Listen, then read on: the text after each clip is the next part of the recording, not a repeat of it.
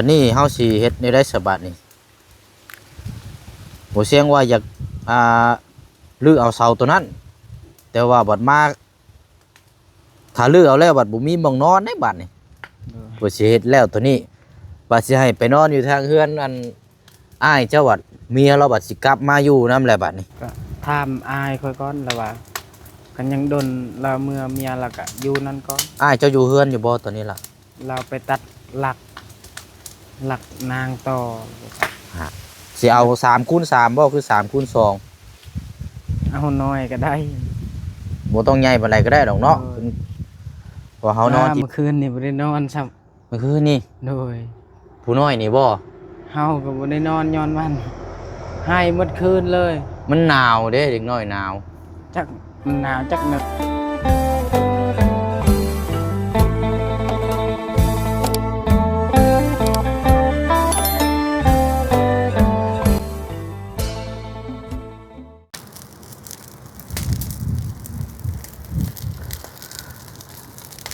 พี่น้องเนาะคือว่ามาต่อกันมาพูดมาคุยสำหรับเคสของทางอาเจืองและกะน้องหังกำลังจูดไผ่เอาเผาสำหรับทางเศษไม้เนาะที่กวดลงไปนี่แหละพี่น้องแต่ว่าเขาจะมาติดตามเรื่องกระตูบที่จะโยกย้ายมาแล้วมาเอาคำตอบน้ำทางอาเจืองก้อนบาดนี้เนาะสำหรับทางเสาถ้าได้เสามาเพิ่มอีกก็แม่นว่าพร้อมลุยเลยเราได้พี่น้อยเนาะเดี๋ยวเอาหาแกกินข้าวมาหากะเลี้ยวพี่น้อยเนาะอากาศกะลมหนาวหน้ากะจืดเจ้าลาวอยู่อุ้ยชัดว่าเนาะกราบทักทายสบายดีและสวัสดีพ่อแม่พี่น้องเบิดสุขุสุคนเด้อพี่น้องเนาะมาพบมาเจอกันอีกคือเก่าคือเดิมพี่น้องเนาะเอากะมาพบเจอกันกับมาต่อกันเนาะสำหรับทางจะดำเนินการปลุกกระตูบในทางอาเจืองและการน้องหังโยกย้ายมาอยู่ที่ดินแปลงไม้เนาะพี่น้องเนาะมื้อนี้อาจจะมีความคืบหน้านำกันสำหรับทางตัวนี้และพี่น้องเนาะ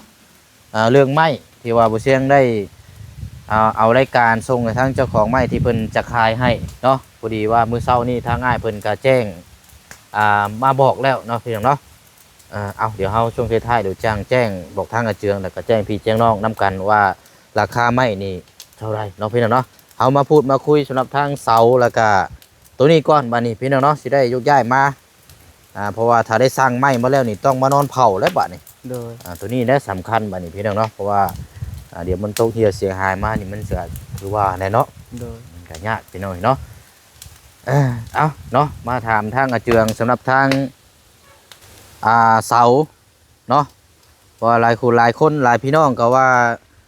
ถ้าเอาเสาทั้งพ่อกับแม่มาเฮ็ดอีกจักมันสิบ่มีปัญหาบ่ถึงเชื่อว่าอนาคตเนี่ย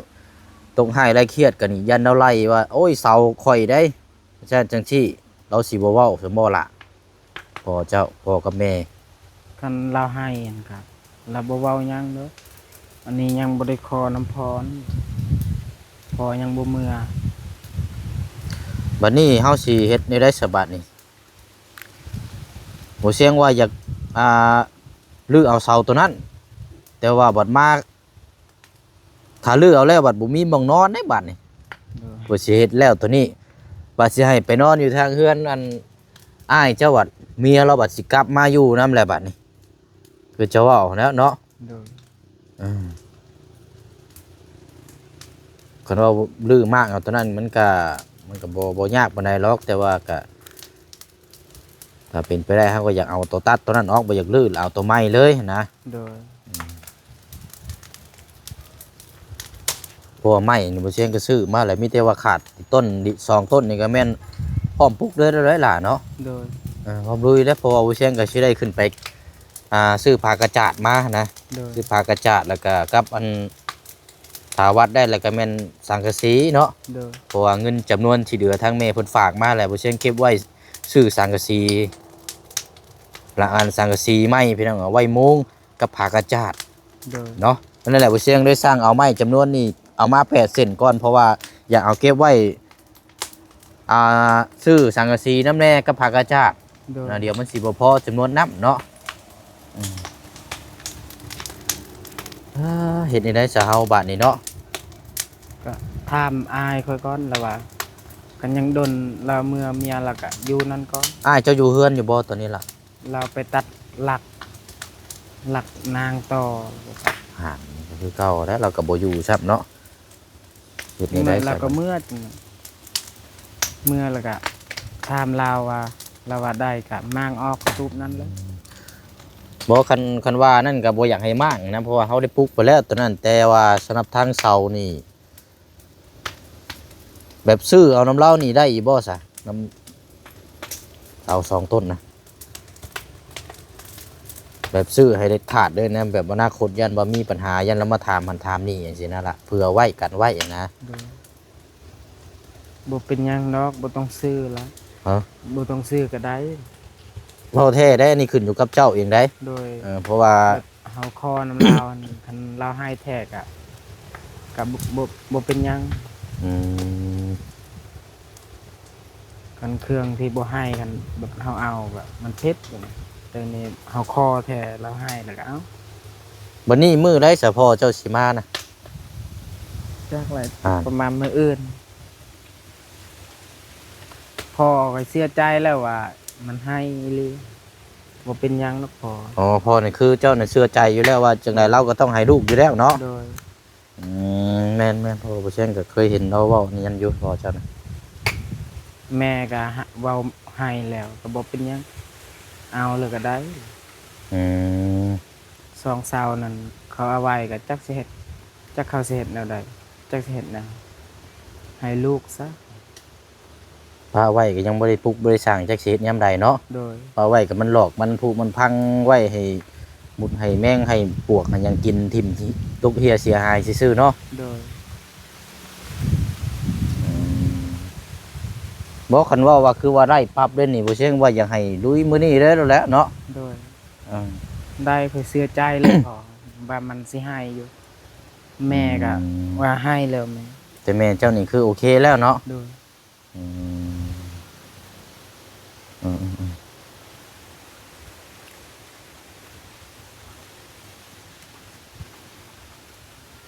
นี่จักมือนผู้เนาะต้องรอถามอีกทีหนึงคือจังซี่พี่น้องเนาะเพราะว่าทางบ่บุญบ้านป้าก็ถามทางหมู่เชียงว่าเรื่องเสานี่โตที่ว่าเฮาจะปลุกมาใหม่นี้ก็มีทางเอื้อยเพิ่นอยู่ทางต่างประเทศแล้วเพิ่นฝากมาเพิ่นอยากซอยทั้งค่าเสาแต่บ่เชียงเลยว่าบ่อยากจำเป็นบ่อยากให้ซื้อใหม่นะพี่น้องเนาะมันบ่ถึงกับว่าอยากเอาใหม่เลยคือว่าเอาตัวเก่านี่ก็ได้ เพราะว่าตัวนี้นี่เฮาปลูกไว้พอสู่ข้าวนอนสู่ข้าวเดี๋ยวเพื่อนดังใหม่ก็ขึ้นไปนอนนี้นะบ่อยากให้เฮ็ดคักเพราะปานใดแต่ว่ามีเงินก็อยากสุ่มใส่เฮือนหลังใหม่พุ่นแหละเนาะอยากให้แล้วตัวนั้นให้มันเสร็จให้สิ้นเพราะว่างบตัวนี้มันก็ยังขาดหลายก็ยังบ่ทันได้มีมาเพิ่มเติมอีกนะ โดย สำหรับทางหมู่เชนนี่คือตัวนี้นี่คือว่าเด็กๆน้อยๆนี่เฮาหาขุดหาเอาตัวไรที่ว่ามันก็เพิ่มเติมได้เนาะ โดย พอได้นอนปิดกั้นก่อนนะจะเรียกถ้าว่าหนึ่งอยากได้เงินจำนวนนั่นแหละมาสมทบเฮ็ดเฮือนหลังใหม่ซะก็เลยให้คำแนะนำทางว่าบุญบ้านป่าประมาณนี้เมื่อเช้านี่พี่น้องเนาะเพราะตัวนี้ก็ถ้าว่าเฮาได้เฮือนใหม่แล้วก็สิเฮ็ดเป็นห้องครัวนะเนาะบ่อยากเฮ็ดเพราะมันในนาเพราะบันไดนะเอาเงินจำนวนสุ่มใส่เฮือนหลังใหม่ซะใช้น้องหังได้ใส่อยู่ใช่ละ อยู่เฮือน อยู่เฮือนบ่ โดย บัดนี้อันถ้าเฮาสิปลุกนี่สิปลุกอยู่ไสบัดนี้นะสิเอา3x3บ่คือ3x2เอาน้อยก็ได้ บ่ต้องใหญ่ปานใดก็ได้ดอกเนาะ เออ เพอเฮานอนที่พักพิงชั่วคราวแล้วก็ต่ออนาคตก็เฮ็ดห้องครัวเลยเนาะ โดย ปลุกอยู่มุมนี้บ่หรือว่าเฮ็ดแบบโยกย้ายได้บ่เฮาบ่ต้องพังก็ได้เฮ็ดแบบตั้งเอาแบบนั้นก็ได้บ่เฮ็ดแบบย่อนะ ยานมันล่มเลยตา ฮะ ยานมันล่ม ล่มก็มันก็แน่นอนอยู่แล้วตัวนี้นะคันว่าพังนี่อยู่เทิงพุ่นมันสิบ่ไกลพุ่นบ่ อยู่เทิงหนึงก็ได้บ่ไกลปานใด ปลูกอยู่มุมแจหั่นบ่ โดย จัก3x2เนาะ โดยเสาหนึ่งหันประมาณบอนหลักแดนหันก็ได้ อืม บนนั้นแหละดีแบบนี่หั่น ปัจตัวนี้เนี่ยคืออนาคตเนี่ยบ่เชียงเพื่อไว้ถึงเทื่อว่ามีผู้ใหญ่อยากซอยเฮ็ดห้องน้ำห้องในสิเนาะ โดย ยันได้ลื้อนะพี่น้องไอ้โซนนี้นะโซนซึ่งหมองทางสิปลูกเฮือนใหญ่นี่คือแถวนี้นี่อยากเอาไว้ก่อน โดย เอาเป็นว่าเฮาปลูกตัวเทิงกันก็ได้เนาะ โดย แต่ว่าอนาคตจังใดก็จังว่านั่นก็โยกย้ายโจมเอาก็ได้เนาะ โดย โจมมาพี่ก็ได้แต่ว่าบ่มีห้องน้ำอิหยังกันเนาะ โดย ใกล้มันยังแต่ว่าเฮาสิปลูกแล้วเฮาผังอยู่เทิงพุ่นซะเนาะ โดย อืม เอาตั้งเอายานลม อืม ตั้งเอาสบายย้ายไปทางใดก็ได้ เป็นเล็กเลื่อยเล็กตัดยังมีอยู่หรือว่าบ่เล็กกระปะอันเจ้าตัดตอนนั้นน่ะ ในบ่าวเขายืมแล้วเราเอาไปอยู่สวนเฮ็ดเทียง คันว่านั่นก็ไปคันว่ามีก็หายืมของเขาเจ้ามาก่อนก็ได้หลายๆเด้อ โดย อ่าถ้าสิซื้อไม่มันก็บ่เช่นก็สิเจ็บเอาเก็บเงินไว้ซื้อสังกะสีเนาะ โดยสิไปเอา อืม เหล็กตัดก่อนตอนแรก ถ้าว่าสิมาเฮ็ดนี่คิดว่าสิมีภายในสิมาซอยเจ้า คันบอกไอ้น้องแล้วเขาไปซอย เออ มันบ่ได้บอกหั่นเขาว่าบ่อยากเบิ่งแยงเบิ่งบ่อยากเบิ่งแยงเขาคันบอกเราแล้วก็เราดีใจ เราบ่มาเฮ็ดหรือว่ามาเฮ็ดก็ดีบ่มาเฮ็ดก็บ่เป็นหยังแต่เฮาบอกแล้ว คือเขาบอกแล้วเขาบ่มาแล้วก็แล้วแต่เนาะ โดย โอ้โอ้คือทางน้องสอนนี่ก็ทางเบิ่งเพราะว่าทางน้องเพิ่นก็ยังเข้าเวียกเข้าหยังอยู่เนาะ โดย สัญญาณมาพี่ก่อนอันว่ายันท่านได้กินข้าวบ่ กินแล้วข้าวเช้า เอาเสียงชื่อลาบมาฝาก โดย เพราะว่าน่ะเห็นเมื่อวานนี่กินกับอัน แกงว่า จำแจ่วหมักพริก โดย โอ้ยชะพี่น้องเอ้ยเนาะเดี๋ยวเมื่อกินกับลูกกับเมียเด้อ โดย ตอนที่เฮาสิย่างมื้อเบิ่งกระตูบพุ่นก้อนซะเนาะ โดย ไปมาพี่ก่อนละไม่เฮาก็อันนี้ได้เอาไว้นี่ก่อนเนาะ ปากนั้นแหละ นี่แหละเสากะ เช้าตัวนี้เฮาหาเอง อืม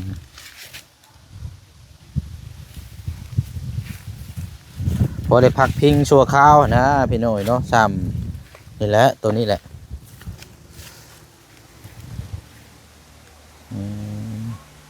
ผู้เชี่ยงยังมั่นใจแบบว่ายังให้100%เนี่ยนะเดี๋ยวนี้นะ โดย คือว่าถ้าได้เสามาแล้วก็อยากให้มาวัดเลยเอาไว้อย่างมาวัดแล้วก็เป็นนั่นแหละพอผู้เชี่ยงสิได้ขึ้นไปซื้อผ้ากระจาดมาไว้เลยนั่นแหละประมาณจัก5-6แผ่นเนาะ โดย มาแอมปิดกั้นแหละแม่เจ้าอยู่เฮือนอยู่บ่ตัวนี้นะ แม่ก็ไปสอนปลา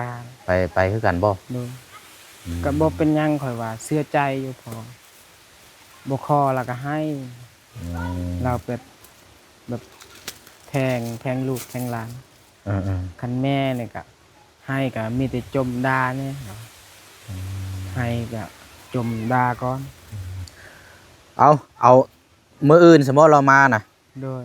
มืออื่นเนาะ โดย เอาจังซี่ก็ได้เดี๋ยวพี่น้องฟังแล้วก็ฟังน้ำกันทำหู้น้ำกันพี่น้องเนาะอันนี้ผู้เชี่ยงก็คือว่าอยากแจ้งก่อนฟังน้ำกันแล้วก็เอารอตัดสินใจก่อนเนาะ โดย รอทางพอจะมาเลยก็ให้เจ้าถามให้รายละเอียดว่าเฮาสิเอามาปลูกตัวนี้ โดย อนาคตด้านจังซี่นี่เจ้าอย่ามาทวงมาถามเฮาได้ให้เจ้าเว้าตัดเด็ดขาดเอาเด้ออันนี้มอบหน้าที่นี้ให้เจ้า แล้วก็ถามทางผู้เป็นพ่อทางลูกเมียอันทางพ่อแม่เจ็บดี โดย เพราะว่าคือทางพี่น้องเพิ่นบ่อยากให้ไปพัวพันนี่ก็คือว่าย่านว่ามันมีปัญหาถามมาทีดัง โดย นะอันนี้มันขึ้นอยู่กับเจ้าแล้วล่ะเด้อให้เจ้าเคลียร์โดยตรงให้จับดี แต่ว่าถ้าว่าเพิ่นอยากได้เงินก็จังมาแจ้งบอกว่าเสียงว่าเท่าไรเท่านั้นตัวนี้บ่ยากดอกเด้อ โดย แต่ว่าขอให้แจ้งแล้วก็ให้ถามบอกนํกันแต่ว่าเราว่าให้คำตอบจังไดแล้วเราบ่ให้จังไดครับก็จำเป็นต้องมั่างตัวนั้นบัดนี้เนาะ โดย มั่างตัวนั้นแล้วก็ดื้อเอาเสาตัวนั้นแล้วมาเฮ็ดเลย โดย มานอนเผาอยู่นี่แหล้วบัดนี้คือมาเผาเครื่องคองอยู่นี้เนาะมื้ออื่นเดี๋ยวไล่คำตอบนํกันเนาะ โดย ไล่บ่ไล่ก็แม่นว่ามื้ออื่นไล่คำตอบนํกันก็แม่นว่าโอเคเลยมีแต่ว่าบ่เชียงสิไปซื้อผ้ากระจาดมาไว้ก่อนเนาะ โดย ได้บ่ได้ตัวนี้ก็จำเป็นต้องลื้อตัวนั้นเนาะ โดย อันนี้คืออยากให้รอก่อนได้พี่น้องอยากให้รอคือว่าถ้าเฮาลื้อตัวนั้นแล้วว่าทางน้องเพิ่นย่านบ่มีหม้องนอนเดี๋ยวนี้นะ บัดสิไปนอนอยู่เฮือนอ้ายบัดยันอ้ายบัดเอาเมียมาเลยเมียเราก็สิมาอยู่นำแหละนะพี่น้องโดยมันอยู่ในช่วงเหมือนว่าเฮาสิสอดหน้าสอดหลังมันยากเนาะโดยไปย่างเมืองคนละคนก็ได้เดี๋ยวจังช่วงตอนแรกจังมาเบิ่งน้ำกันอีกตัวนี้เนาะโดย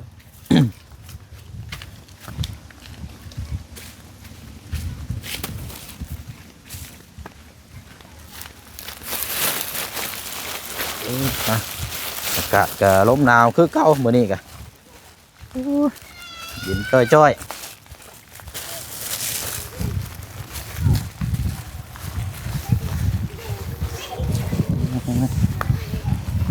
เข้าเนาะ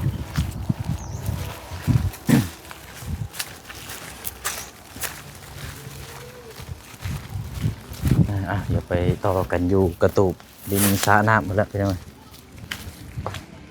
ไปบ้านนี้ตัดภาพมาใส่โอ้นี่เนาะเห็ดใหม่แล้วบ้านนี้เนาะด้วยเอา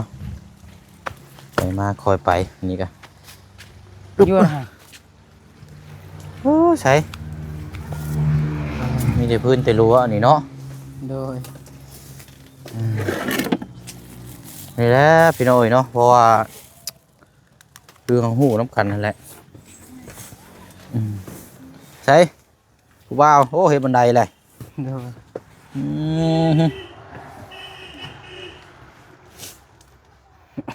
ใช่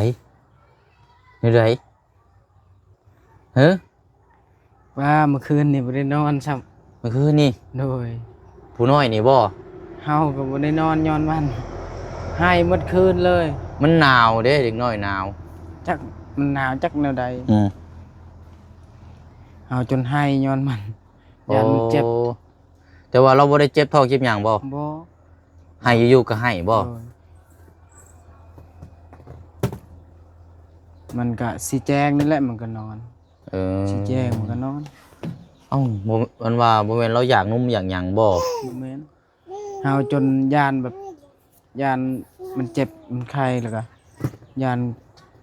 เขาเฮ็ดพีหยังก็ดังไผอยู่เบื้องนั้นอีกแม่นั่นแหละอ้ายจังบอกว่าให้เจ้าจูไผไว้ลงที่หลับที่นอนให้มีกองพื้นกองไผน้ำบ่ตัวนี้บ่ได้ให้บ่บัดนี้นะบ่ให้เฉพาะกลางคืนบ่โดย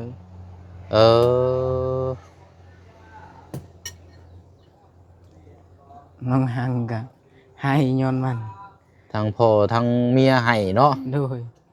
คิดว่ามันเจ็บบางเทื่อมันเจ็บ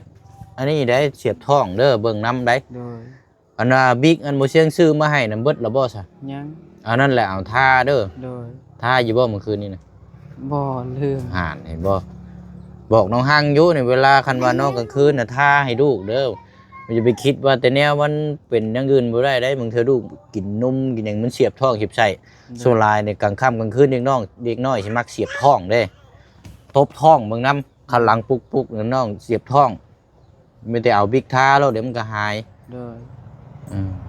มีอย่างน้อยกันมันจะเสียบท้องอะไรอย่างเดียวตะภาคไปยังอ่ะล่มแม่เฮ็ด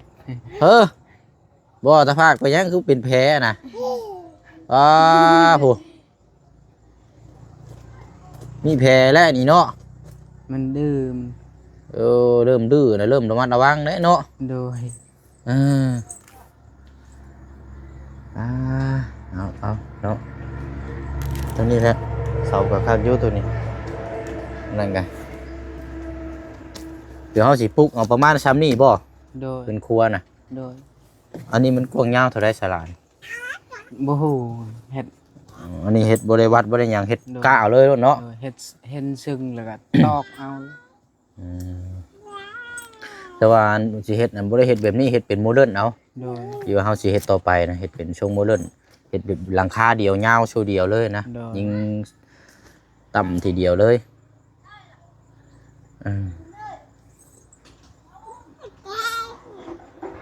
เสาตัวนี้งามมันซึ่ง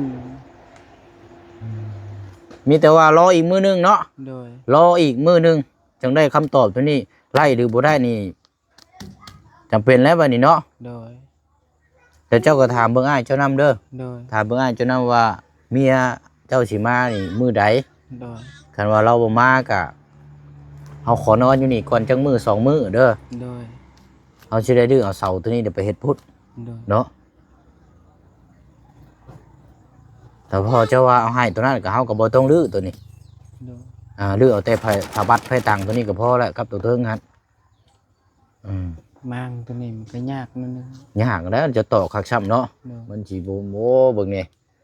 อันนั้นจะบ่เชียงจังมองเห็นก็ได้ว่าบ่อยากให้มากปานใดเพราะว่าย ากอยู่เทิงๆนั่น อืม สังกะสีจักมางอะไร ต่อบ่ลิงติงต้อยบ่ โดย อันนั้นยังมันก็เลยบ่อยากคือเห็นทางตัวนี้นำให้แหละบ่อยากให้มากปานใดว่ามากมันก็สิบ่ลุงตุงต้วยมีแต่ว่ารออนุมัติเบิ่งทางพ่อเจ้าพุ่นแหละเนาะ โดย ตัวนั้นแหละเห็นดีนำที่สุดแล้วพี่น้องเพราะว่าที่เนาะเสา2ต้นนึงสิให้ลูกเต้าบ่ได้เนาะ โดยพ่อก็เสียใจอยู่อ่ะพอสิให้ เออ เชื่อใจพอ แต่ว่าคือให้นั่นให้แท้แต่ว่ายันว่าอนาคตนี่ยันว่าเพิ่นยันว่ามีปัญหาอย่างยันเพิ่นทวงคืนจังซี่นะเพิ่นเพิ่นว่า ก็ทำให้ตรงทำให้ดีก็ ให้เจ้าพัวพันให้ดีๆเด้อล่ะเด้ออันนี้มันคือไอ้เว้านะมันขึ้นอยู่กับเจ้าเด้อ โดย ขึ้นอยู่กับเจ้าเนาะเจ้าเคลียร์เองแล้วก็มื้ออื่นบ่เชิงสิมาเอาคำตอบนั่นแหละเพราะว่ามื้อนี้เดี๋ยวบ่เชิงสิขึ้นไปซื้อผักกระจาดมาแก้มาไว้ โดย แต่ตอนแรกก็จังมาเบิ่งนํกันอีกทีนึงเนาะ โดย ไปวัดไปไม้ขึงไว้เลยได้บาดนี้เนาะผมกว้างผมยาวหาเด็กกับป้าเด็กหยังมาไว้เด้อช่วงแรกอากาศเย็นๆไปเขียนไม้กินหยังไว้เลยตอกเสาตอกหยังตะปูกับตัวนี้แล้วเอาไปพุ่นละเด้อ โดย พอไปเชียงจบจะนี่เราไปเชียงสิขึ้นไปได้ซื้อผักกระจาดแล้วก็จังสิเข้ามานำ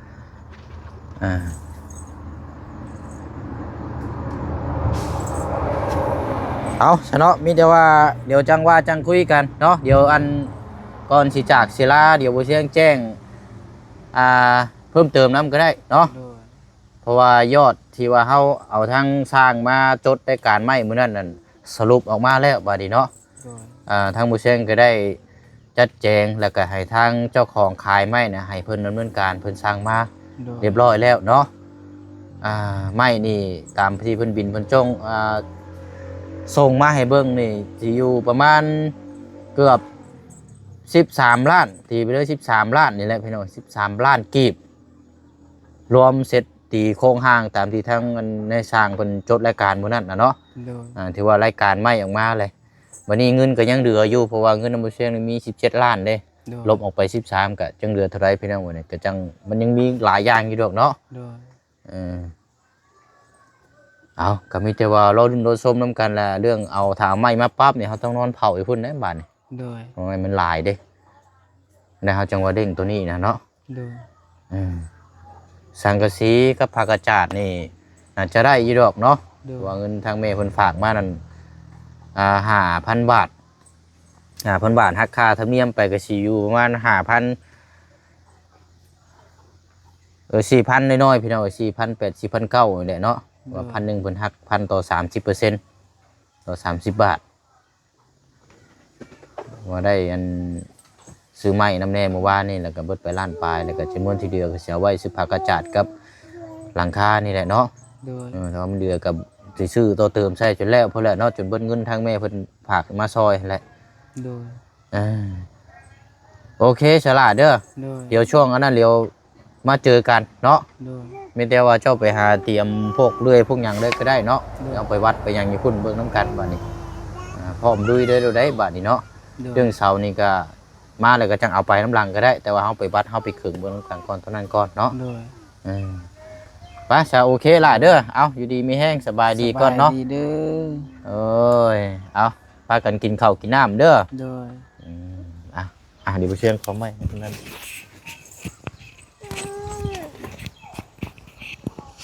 รออีกมื้อนึงเนาะสำหรับทางเสากันสิเอาไปก็ยังบ่100%คันสิเฮ็ดเลยก็บ่คักปานใดพี่น้องมีแต่รออีกมื้อนึงถ้าว่าได้บ่ได้จังได๋ก็ได้ลื้อตัวนี้เอาเสาตัวนี้ไปมากเลยแหละตัวนี้เนาะบ่อยากเน้นเอาเสาไม้นะพี่น้องถ้ามีเงินก็อยากให้ซุ่มเฮ็ดเฮือนไม้ซะตัวนี้มันบ่ได้ว่าจำกัดเพราะปานใดหรอกเพราะเฮ็ดอยู่ได้ชั่วคราวเต็มที่ประมาณ อยู่ก็บ่เพิ่งเดือนหรอกพี่น้อยเพราะคือผู้เชี่ยงอยากสุ่มใส่ทั้งเฮือนนี่แหละเพราะว่าได้การไม้เฮาก็ออกมาเลยเพราะว่าประมาณ12ล้านเกือบ13ล้านกีบนี่แหละได้การไม้ออกมากันเพิ่นชงบินมาแล้วผู้เชี่ยงก็ได้สั่งเรียบร้อยแล้วมีแต่ว่าเฮารอเบิ่งนํกันสำหรับทางไม้ที่เขาเจ้าสิมาส่งเนาะว่ามื้อใดวันใดไปอะไรเนาะเดี๋ยวจังมาพูดมาคุยน้ำกันอีกช่วงคำลงแรกจังหนึงโบเชียงสิขึ้นไปซื้อผ้ากระจาดมาไว้ให้น้องเพิ่นก่อนเนาะพี่น้องเนาะบ๊ายบายเด้อเนาะพบเจอกันในคลิปหน้า